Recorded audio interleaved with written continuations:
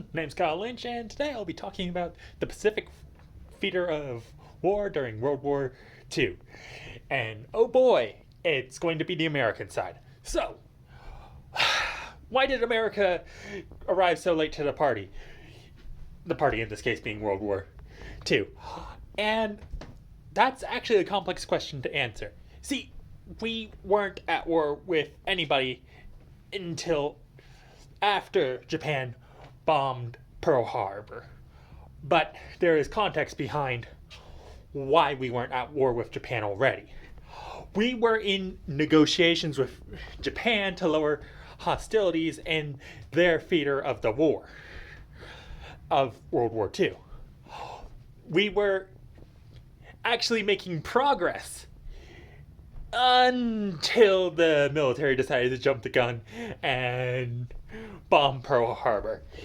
Yeah, by that point, America was filled with blind fury, and we all jumped onto the train of war. Oh boy.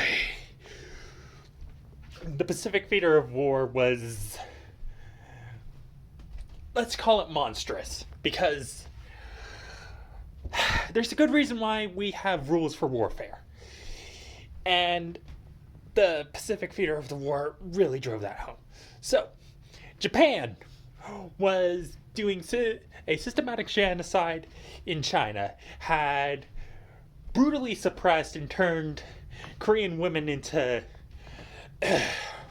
let's call it what it is, sexual service implements. Yes, that's a good way to talk about it, because they certainly didn't have rights in Japan. And yes, this was all headed by the Japanese military. And there's a good reason why the Japanese Constitution completely and utterly hamstrings the Japanese military. And it all traces back to the Pacific War. So yeah, Japan's military was completely out of control, and we were forced to engage into a bloody campaign strategy known as island hopping. Okay, island hopping.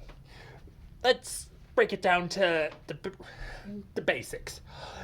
It's a strategy which involves taking islands one by one through use of the Navy and Marines, which means a good amount of our naval forces were dedicated to the Pacific theater while we were dealing with the problem of Germany and the rest of the Axis. Well, it'd actually be more accurate to call them the Anti-Comintern Pact, but semantics at this point. Everybody knows that they're called the Axis due to pop culture. Okay, the Anti-Comintern Pact members were all a bunch of egotistical maniacs. At least their leaders were. And no, in this case, I am not referring to the Japanese emperor. I am referring to their head of military affairs. I will not get into him. There are documentaries on him, and there are other things. I am here just to talk about the war. So, we engaged in an island hopping campaign, which was utterly brutal. We lost a large amount of people taking islands, and developed strategies which have served us well. And given the fact that Japanese soldiers were given orders to resist no matter what, yeah, our brutality steadily increased. Which brings us to the firebombing campaign of Japan. Oh boy. So, we firebombed Tokyo. Not in the carpet bombing method. We encircled the thing in with fire and completely and utterly cremated the city. We burned the thing to the ground. This is to give you context of some of the monstrous feats we needed to do to get Japan to capitulate. We were not the good guys in the Japanese war, in the war in the Pacific. Nobody was the good guys there. We were forced to do quite a lot just to achieve victory. And if the nuclear bombs hadn't fallen, Operation Downfall was our solution. We were going to launch a full-scale invasion of the Japanese main islands. It was going to be a brutal affair which had every possibility of fermenting dissent in the population, and it was going to be a long-term occupation.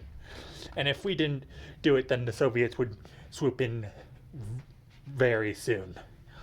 The nuclear bombs were the best of the bad options.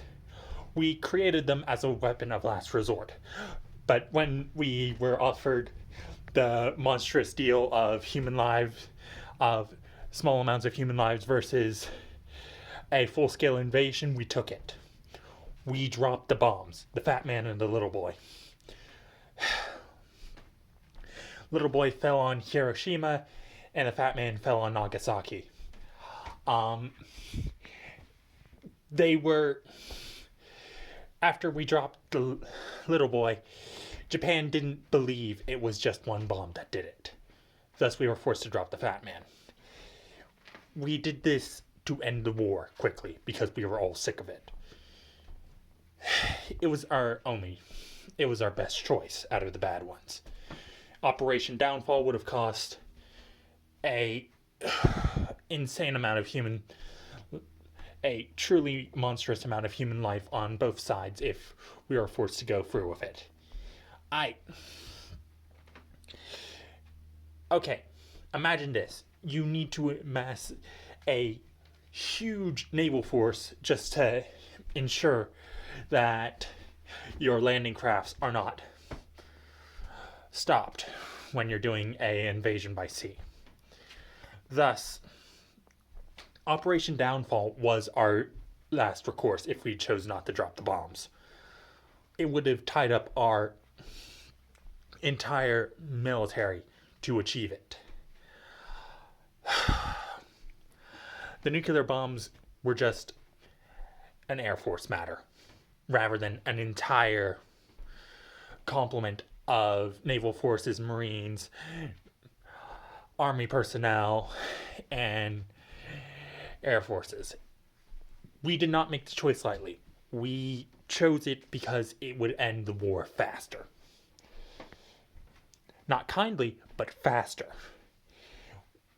We used it to pretty much defang the Japanese military completely for the peace treaty.